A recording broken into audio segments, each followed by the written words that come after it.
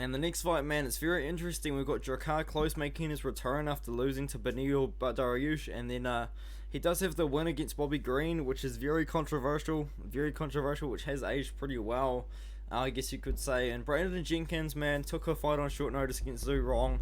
It was only a few days' notice, actually, and he did get TKO'd. And now that we kind of think about it, Zhu Rong, unfortunately, just isn't as good as a lot of us thought originally. So, that loss hasn't aged very well whatsoever in that 6 month span, but he is training in Syndicate MMA, he is training with good guys, and he is actually a pretty good prospect in a way, but I don't think that he's UFC level at the moment. He really hasn't proved himself to be UFC level. He beat Jacob Kilburn by a switch flying knee, which is very telegraphed. I'm very surprised Jacob Kilburn didn't see it coming. And before that, though, I mean, he's beating good enough guys on the regional scene, but he is losing to Mike Breeden, and Mike Breeden's in the UFC, and he's another guy which a lot of people aren't thinking that he is UFC level himself. Drakkar Klose hasn't fought for 2 years. He's had a lot of problems, man. He's had injuries, and then he was meant to fight Jeremy Stephens, then he had that concussion against Jeremy Stephens at the weigh-in, and now he's fighting Brandon Jenkins. And it's worth noting that Brandon Jenkins is going to be a lot bigger than him. He's 6 foot tall in the lightweight division, with a little reach advantage as well, which we could potentially utilize. But I just think that Drakkar Klose's levels above this guy, man. Drakkar Klose on his best days is probably like a top 15 fighter, or in fact he probably was like a top 15 fighter in his prime.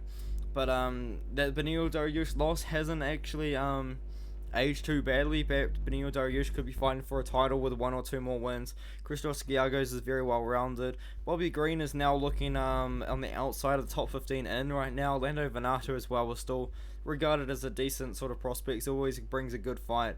The David Tamer, I don't really know what old mate David Tamer is up to, but he's the better of the 2 Tamer brothers. I do know that for a fact. What is David Tamer? I'm very off track here. I'm just trying to remember, like, have I seen him in the UFC recently? I haven't. That's right, that makes sense. He lost to Charles Oliveira, you know. Okay, anyway, got very off track. I think Drakkar Klose, man, I do think he's going to get the job done. I think he's going to beat Brandon Jenkins, probably a decision here. I think he's just a lot more well-rounded and just a little bit better as a fighter. I feel like Brandon Jenkins' only way to win the fight is by knockout. He's a massive underdog here, but you can't really count him out, because Drakkar Klose, he hasn't fought for 2 years. He's had a lot of injuries. We don't know how he's going to return.